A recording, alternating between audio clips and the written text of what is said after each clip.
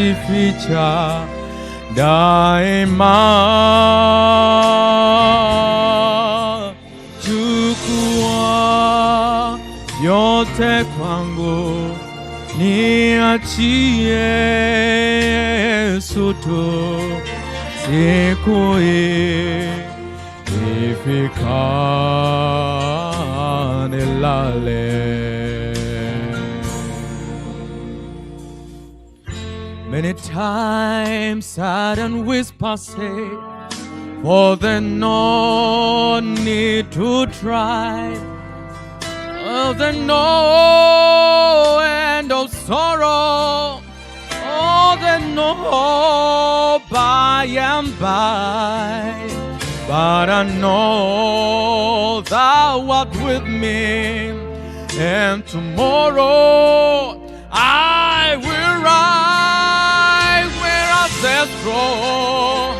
Never darken the sky.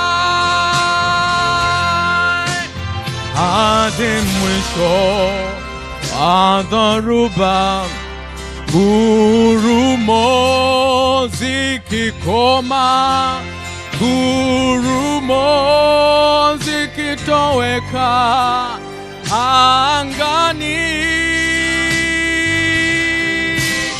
unishike nisimame mikononi mwako Yesu, unilinde hadi mwisho wa dhoruba.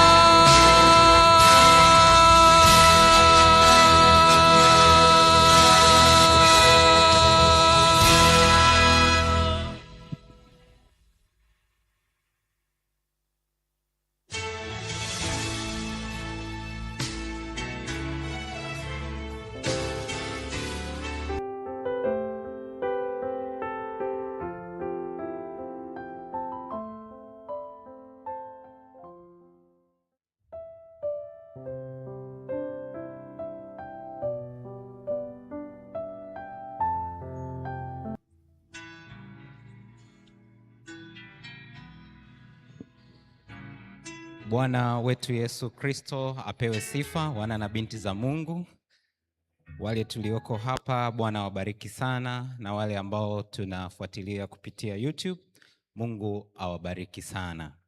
Ninamshukuru Mungu kwa kutupatia juma zuri tena jingine ambalo tutaendelea kupata baraka za asubuhi pamoja.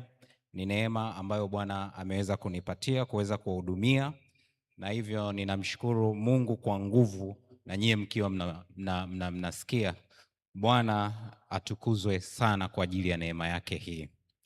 Katika wiki hii nyingine ya baraka, tukiendelea kuzipokea baraka pamoja na kesha la asubuhi ambalo tumeshalisikia, pamoja na wimbo mzuri ambao umeendelea kumuinua Bwana. Mungu awabariki wahudumu wenzangu.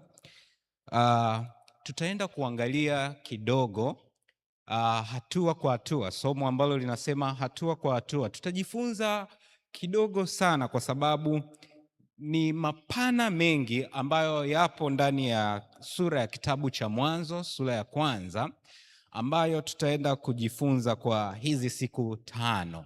Hatua kwa hatua, hatua kwa hatua. Na somo la leo linasema usianze na mpango, anza na nuru. Usianze na mpango, anza na nuru. Tuombe. Tunakushukuru Yehova kwa asubuhi ya leo. Asante kwa kutuweka tena hai. Asante kwa sababu ya kutupenda sana. Sema nasi kupitia neno lako, lifafanue vizuri kama ambavyo Roho wako Mtakatifu aliliandika. Masikio yetu yakalisikie vyema sana, na hatimaye tukaweze kuliishi na jina lako likapate kutukuzwa, katika jina la Yesu Kristo, amen. Wapendwa, sisi ambao tumeundwa kwa mfano wa Mungu, tumeundwa kwa mfano wa Mungu kwa kitu kikubwa ambacho ni tabia ya Mungu. Tabia ya Mungu kwa asili iko ndani yetu, na tabia ya Mungu kwa sababu iko ndani yetu, tukifuata vizuri hii tabia ya Mungu itatupatia ushindi kwenye maisha yetu.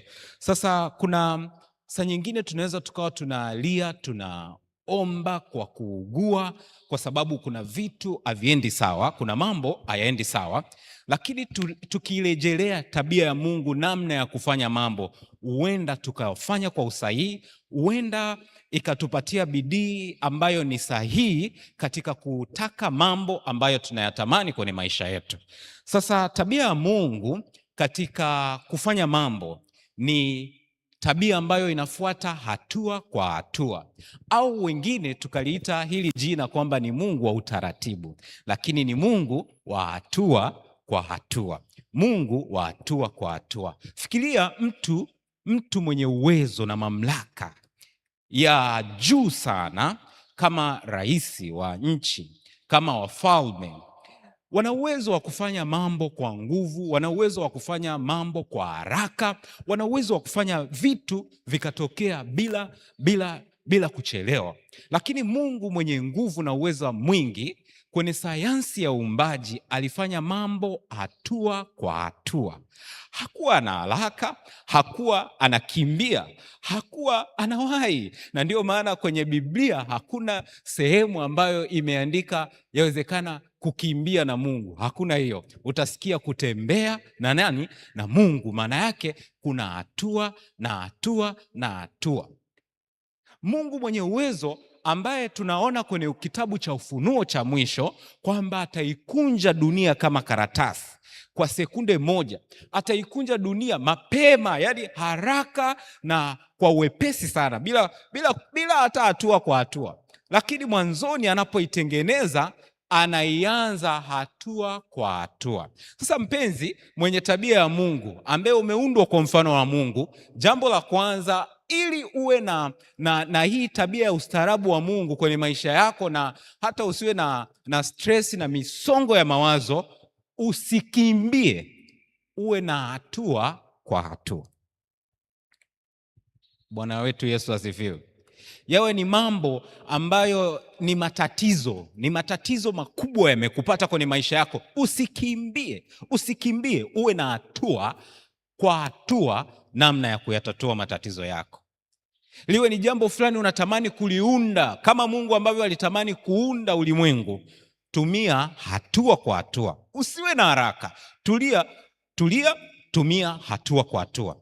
Katika Mwanzo, fungu lile ambalo nililipenda wakati nikiwa mdogo sana, nikilikalili nikisema, hapo mwanzo Mungu aliziumba mbingu na nchi. Biblia yangu inasema hapo mwanzo Mungu aliziumba mbingu na nchi, fungu ambalo ni fungu rahisi sana katika Mwanzo 1. Hapo mwanzo Mungu aliziumba mbingu na nchi, alafu inaelezea kwamba sasa nchi ilikuwaje. Nayo nchi ilikuwa tupu tena bila umbo, na giza lilikuwa juu yake. Kuna mambo matatu ambayo yanaonekana kama hayana utoshelevu, kama sio mazuri. Hapo mwanzo Mungu aliziumba mbingu. Mungu aliziumba mbingu na nchi, akitoa kama utangulizi kile ambacho kilifanyika katika dunia. Halafu hiyo nchi ilikuwaje? Nayo hiyo nchi ilikuwa ukiwa, ilikuwa haina umbo, ilikuwa utupu. Alafu giza lilikuwapo. Tayari kuna mambo mabaya. Angalia dunia inavyoanza. Dunia haianzi vizuri, dunia haianzi na uzuri. Yawezekana kuna mtu maisha yake yanaanza yakiwa tayari yana giza. Yawezekana maisha yake hayana nuru, hayana picha halisi, hayana uelekeo halisi. Ukiuliza unaelekea wapi, hujui unaelekea wapi. Yawezekana mtu anaanza akiwa tupu, ndani hakuna utoshelevu wa ndani kabisa, wa ndani haupo. Anaanza akiwa tupu. Mtunzi wa nyimbo za Zaburi nayo ina nyimbo ina nyimbo zake, anasema nilianza nikiwa tupu. Kuna maisha ya mtu ambayo yako empty, yamejaa utupu, hana watu, hana fedha, hana vitu, hakuna umaana fulani hivi. Lakini ukiwa hakuna support. Kuna watu tunaweza tukawa tuna watu wengi, tuna marafiki wengi, tuna namba za watu wengi kwenye simu zetu, tuna watu tunaishi nao kwenye jamii, tuna ndugu, tumetoka kwenye koo kubwa, lakini tuko lonely. Tukiwa na kuwa na watu haimaanishi ndio kutokuwa na upweke. Kuna watu ambao wana watoto, wana familia, wana watu kabisa, lakini wako wakiwa. Dunia nayo ilianza na ukiwa. Inawezekana maisha yako yako hivyo, maisha yako yanaanza hivyo, lakini Mungu akafanyeje? Katika sayansi yake ya uumbaji nasema katikati ya hayo mambo ambayo kimsingi sio mazuri, ukiwa, utupu na giza, Biblia inasema ya kwamba giza lilikuwa limekuwako juu ya uso wa vilindi vya maji, alafu Roho wa Mungu akatulia juu ya maji. Roho wa Mungu akawepo, na ndio huwa tunamuomba uwepo wa Mungu huwa tunaomba Roho Mtakatifu nijaze, Roho Mtakatifu niongoze hatua zangu, Roho Mtakatifu niongoze njia yangu, Roho Mtakatifu nisaidie kupata hekima ya kimungu, maarifa ya kimungu, Roho Mtakatifu niongoze. Uwepo wa Mungu, uwepo wake ukashuka katikati ya ukiwa, katikati ya utupu, katikati ya giza. Uwepo wa Mungu ukawepo. Uwepo wa Mungu ukawepo katikati ya vitu ambavyo havina mpangilio mzuri, katikati ya pale ambapo hakuna kitu. Uwepo wa Mungu ulivyokuwapo haukuishia tu uwepo wa Mungu kutulia. Uwepo wa Mungu ukafanya hatua ya pili ya kuchukua hatua. Haikuishia tu Roho Mtakatifu akatulia. Uwepo wa Mungu kama Roho Mtakatifu haukuishia kutulia. Hatua ya pili ikaja, inasema Mungu akasema. Mungu akasema na iwe nuru. Hatua kwa hatua, katikati ya mkanganyiko wa maisha, katikati ya presha ya maisha, katikati ya ukosaji wa mambo, katikati ya kutokuwa na mpangilio mzuri kwenye maisha yako, alika uwepo wa Mungu. Amen. Alika uwepo wa Mungu. Alafu uwepo wa Mungu ukisha kuja kwenye maisha yako, usiishie tu kutulia. Uende hatua ya pili ya utendaji. Mungu hakuishia kutulia. Mungu akaondoka katika hatua ya kutulia, akakataa kile ambacho si katika mpangilio mzuri, akasema na iwe nuru, na iwe nuru. Somo letu linasema usianze na mpango, anza na nini?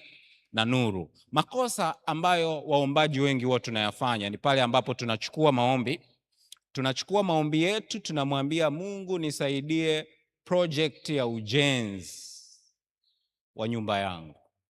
Mungu nisaidie project ya ujenzi wa kanisa. Kama ni malengo ya kitaasisi, ni malengo ya kanisa. Mungu nisaidie nifanye vizuri kwenye majukumu yangu ya kazi. Watu ambao huwa tunaanza mpango, tena tumemaliza, kwa mfano utaratibu wetu, tumemaliza makambi tayari, tumeshamaliza mwaka, tumeuvunja mwaka, alafu tunampelekea Mungu mipango tulionayo. Lakini ni vizuri kabisa kumpelekea Mungu mipango tulionayo, lakini watu ambao wanaanza hatua kwa hatua hawaanzi na mipango yao, wanaanza na nuru. Mungu alianza na nuru ambayo Mungu anaianzisha hapa ni nuru ambayo haianzi kwa sababu ya chanzo cha mwanga wa taa, kwa sababu tunajua nuru inatengenezwa na taa, nuru inatokana na taa. Tunajua ya kwamba nuru inatokana na jua na mwezi, lakini Mungu alikuwa hajaumba jua na nini? Na mwezi. Bado Mungu alikuwa hajaumba jua na mwezi, kwa sababu Mungu aliumba jua na mwezi na nyota ambavyo ndio vyanzo vya nuru kwenye siku ya 4. Ila nuru ambayo inatolewa hapa ni nuru ipi? Ni nuru ipi? Ni nuru ipi ambayo haitokani na jua, haitokani na mwezi, haitokani na taa? Nuru ipi? Nuru ipi ambayo Mungu anasema na iwe nuru, na iwe nuru, na iwe nuru? Nuru hii ni neno la Kiebrania ambalo linasema fotizo. Fotizo. Hebu tuseme pamoja ambao tuko hapa, fotizo. Wale ambao tunaangalia kule YouTube, tuandike pale kwenye chati fotizo.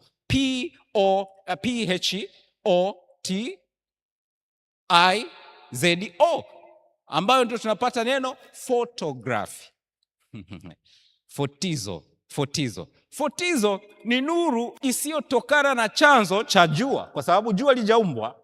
Fotizo ni nuru ambayo haitokani na mwezi. Fotizo ni nuru isiyotokana na nyota. Fotizo ni nuru isiyotokana na taa. Kumbe unaweza kuangaza bila vyanzo. Ngoja iwe nyepesi kwako. Unaweza kuangaza bila chanzo. Ngoja tena iwe nyepesi zaidi kwako. Unaweza kufurahi bila kuwa na chanzo cha furaha. Unaweza kuwa na amani bila kuwa na chanzo cha furaha na cha amani. Vyanzo ambavyo wengine hutegemea, unaweza usiwe navyo. Wakati watu wengine wanategemea watu, wewe unaweza usitegemee watu na ukaendelea kuishi pale ambapo wengine wote hutegemea watu. Fotizo ni nuru, ni uwezo wa kuona, ni uwezo wa mwanga kuonekana katikati ya giza. Pale ambapo giza linatawala, bado kuna mwanga ambao hauna chanzo, na huu mwanga ndio ambao tunautamani, huenda bila kujua ya kwamba tunatamani hata katikati ya magumu pale tupite. Hiyo ndio fotizo.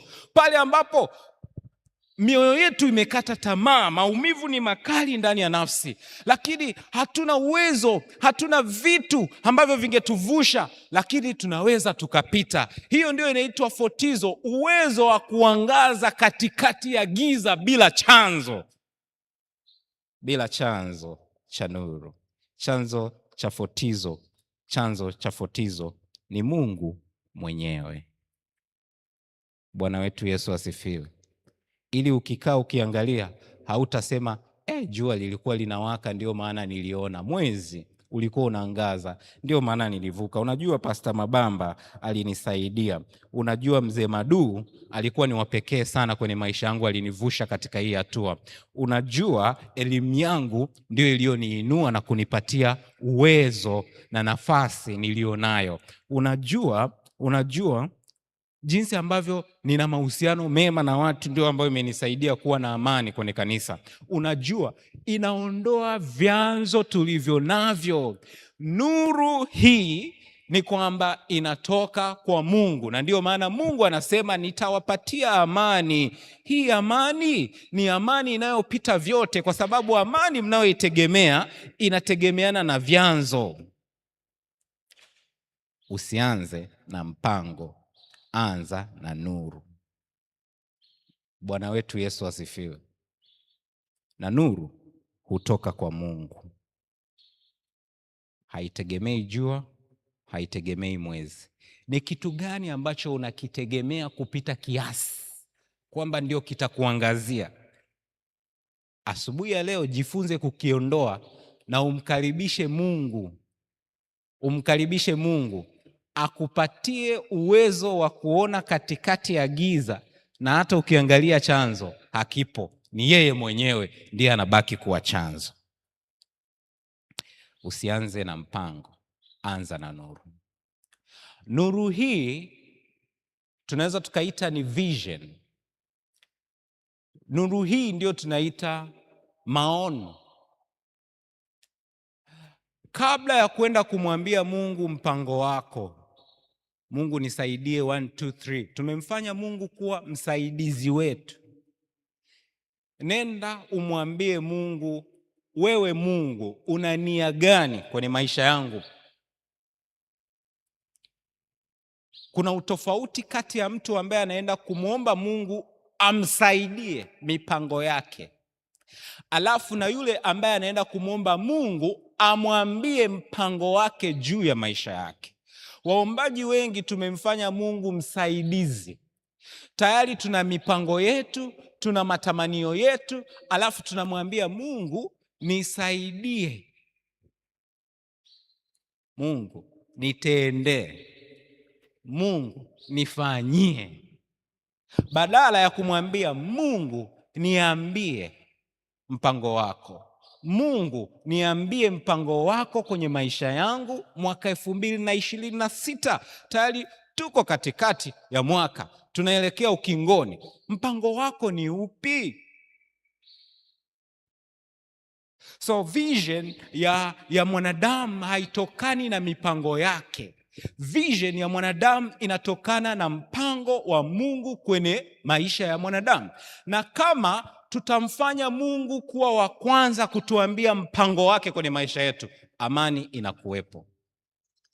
Na kama tutamfanya Mungu atuambie mpango wake kwenye maisha yetu, wepesi unakuwepo. Yona akafanya mpango wake wa kwenda Tarishishi, ikamkosti, akatumia nauli, gharama, kwa sababu yuko kinyume na mpango. Ukienda kinyume na mpango kuna gharama. Unaweza ukapata gharama ya muda, ukapata gharama ya rasilimali fedha, vyote hivyo vikakutumia kwa sababu una mpango wako. Lakini ukiwa na mpango wa Mungu, wepesi unakuwepo. Yona aliporudi kwa mpango wa Mungu, akapelekwa Ninawi na usafiri wa bure. Wepesi wa kukaa kwenye mpango wa nani? Wa Mungu. Waombaji wenzangu, nawarudisha tena, usianze kumwambia Mungu nifanyie jambo hili.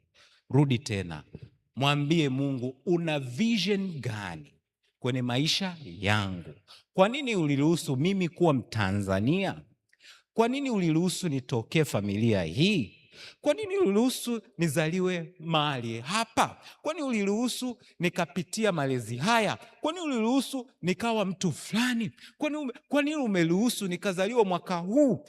Kwa nini umeruhusu nikazaliwa kizazi hiki? Mpango wako ni upi kwenye maisha yangu? Peleka kwenye sahani ya Mungu maombi ambayo unamuuliza Mungu akwambie mpango wake kwenye maisha yako. Hiyo ni nyepesi zaidi ya wewe kumpelekea Mungu, okoa biashara yangu. Unajuaje kama Mungu anatamani uendelee kuifanya hiyo biashara? Usianze na mpango. Ni vizuri kupanga, anza na nuru. Je, una nuru? Unaangaza? Je, una vision? Maisha yako yana clarity? Unajua unakoelekea? Unajua kwa nini Mungu ameruhusu haya kwenye maisha yako? Waombaji wenzangu, turudi tena kwenye nuru, kutafuta mpango wa Mungu kwenye maisha yetu. Yeye hutoa ukiwa wetu kama tumerudi kwenye mpango. Yeye hutoa giza letu kama tumerudi kwenye nuru ambayo ni mpango wake. Yeye hutoa ukiwa, hutoa utupu kama tumerudi kwenye mpango. Ni Jumatatu ya kukimbizana, kutafuta mkate wa kila siku, kuendelea kusuluhisha yale ambayo ni mzigo kwenye maisha yetu. Unapoondoka hapa, unapofunga YouTube yako, jiulize, una mpango au una nuru?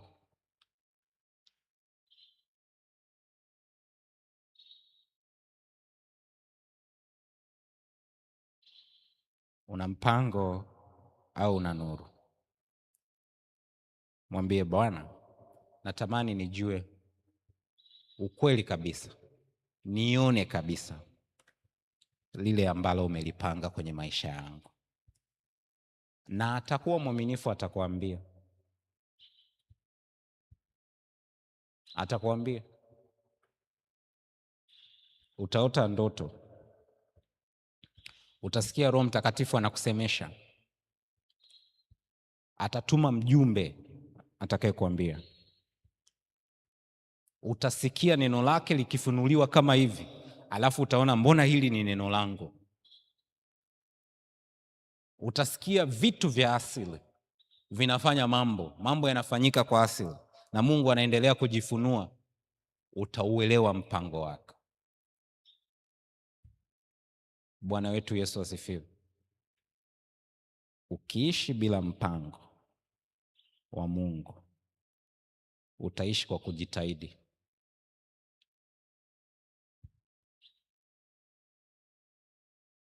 Utaishi kwa kujitahidi.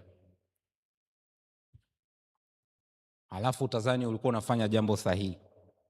Siku moja utakuwa kama wale watu mbinguni waliomwambia Mungu, sisi tulitoa mapepo kwa jina lako. Hatukwenda kwa Kalimanzila, hatukwenda kwa shetani kuomba nguvu za kutoa mapepo. Tuliyatoa kwa jina lako. Ila anasema ondokeni, sikuwajua. Ishi kwenye mpango wa Mungu kwenye maisha yako. Usijifanyie mambo jinsi unavyopenda, jinsi unavyotaka. Usilazimishe mambo yaende upendavyo. Muulize Mungu, mpango wako ni upi? Mimi nimechagua asubuhi ya leo tena kuuliza, Mungu, mpango wako ni upi? Nani anatamani tena na yeye tena? Yawezekana aliwahi kuuliza, na yeye tena anatamani kumuuliza Mungu mpango wake kwenye maisha yake. Anyoshe mkono pamoja nami. Anaweza akapiga hatua akasogea mbele.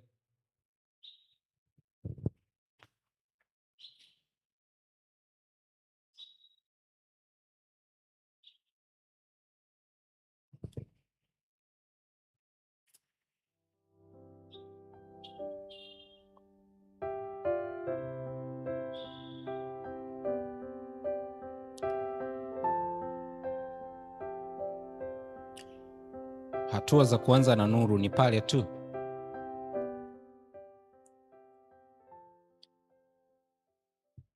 utakapojiachia kikamilifu, kutosukumwa na hisia zako na maoni yako na matamanio yako, na kumwambia Mungu, hebu ninaomba uniambie, unipe nuru ya maisha yangu. Jicho lako likitiwa nuru, mwili wako wote utakuwa na neema na amani. Leo tujiachie kikamilifu kuyaacha mapenzi yetu na matakwa yetu na kumuuliza Mungu, ipi nuru kwenye maisha yetu zaidi ya mpango wetu. Bwana atubariki. Baba, katika jina la Yesu Kristo, tunajiachia kama sehemu ya baraka yenye utukufu asubuhi ya leo ya Jumatatu, tukilishukuru jina lako kwa kutukarimu uhai. Utukuzwe sana Yehova, utukuzwe hata milele. Utukuzwe asubuhi hii na mchana inayokuja na giza litakalotoa wakati wa usiku. Tunaliinua tena jina lako ambalo ni nuru katikati ya giza, bila chanzo chochote. Ninawaombea watoto wako, wapatie sasa neno ambalo wamelisikia, maisha yao yakatiwe na nuru pasipo chanzo. Huenda saa nyingine tulizitegemea bidii zetu tu, tunaachilia nuru yako ikaangazie zaidi ya bidii yetu. Huenda saa nyingine tuliwategemea watu zaidi ya wewe mwenyewe. Tunakuomba tena Yehova, wewe ukatawale maisha yetu. Huenda saa nyingine kuna jua ambalo tulilitegemea, mwezi ambao tuliutegemea na nyota. Tunakuomba Yehova, wewe ambaye ni nuru ya kweli, utawale mioyo yetu. Ninaombea watoto wako, wapatie furaha isiyotegemea vitu, nuru ya kweli. Wapatie amani isiyotegemea mapatano, isiyotegemea maridhiano, isiyotegemea vitu ambavyo hutengeneza amani ya kibinadamu. Wapatie amani ipitayo amani ya dunia. Wapatie watoto wako Bwana furaha katika familia zao, katika kazi zao, katika maisha yao, isiyojengwa na vitu vinavyoonekana wala kushikika. Roho wako Mtakatifu wa ndani akatawale sana maisha yao. Baba, saa nyingine tumekosea katika ubinadamu wetu, tumekuomba mambo badala ya kukuuliza nuru ya kweli kwenye maisha yetu. Tunaomba maisha yetu yakawe na nuru katikati ya giza, ukatuangazie Yehova. Tunayaachilia mbali mapenzi yetu na matakwa yetu asubuhi ya leo tena, mpaka siku itakapoisha. Tufundishe kile ambacho tunapaswa kukifanya kwenye maisha yako. Tunaziachilia njia za kukusikia zote kwenye maisha yetu, tukakujue na hatimaye tukayaishi mapenzi yako, na amani yako ikatawale, katika jina la Yesu Kristo. Amen. Amen. Amen. Bwana wabariki.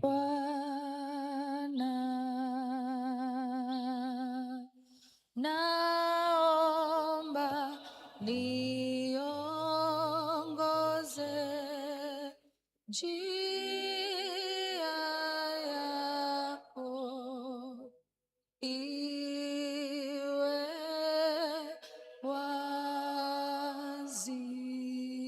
wazi, kwa kuwa wewe peke yako unaniweka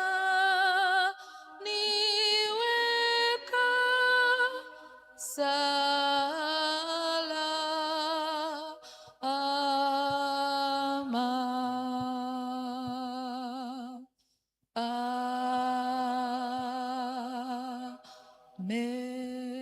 Amen. Amen. Bwana wabariki sana. Bwana waangazie nuru ya uso wake na kuwafadhili, na muwe na Jumatatu njema. Muendelee kujifunza Mwanzo 1, ili tunapoendelea kujifunza asubuhi tuwe tumebarikiwa wote kwa pamoja. Amen.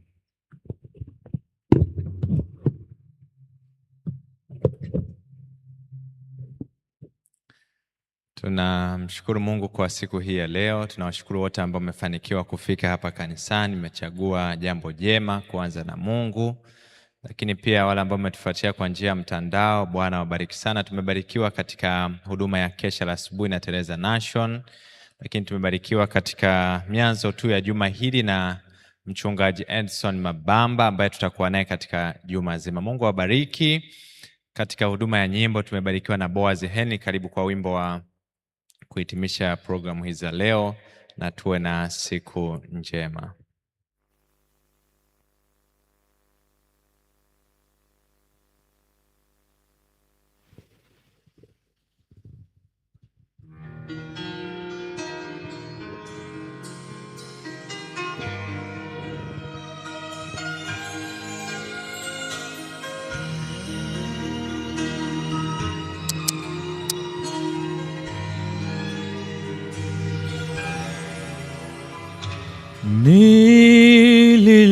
Nililemewa na mzigo,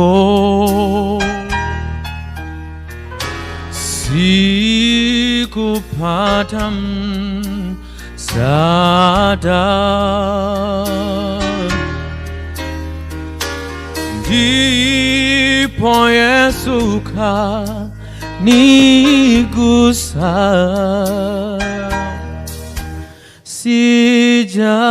sijabaki kama zamani. Oh, kanigusa, oh, kanigusa.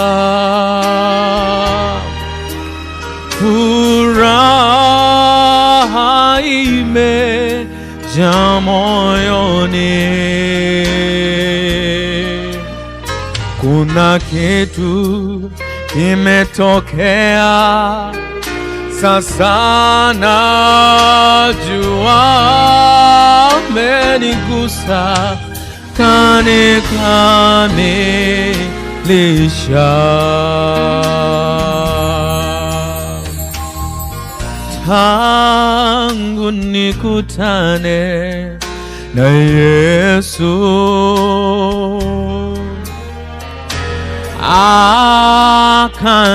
akanifanya upya.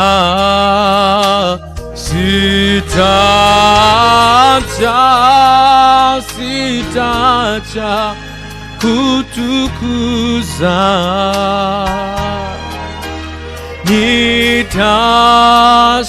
nitashangilia daima.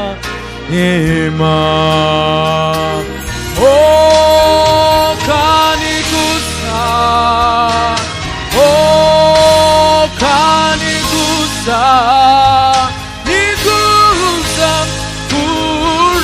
Furaha imejaa moyoni. Kuna kitu kimetokea, sasa najua amenigusa, kanikamilisha.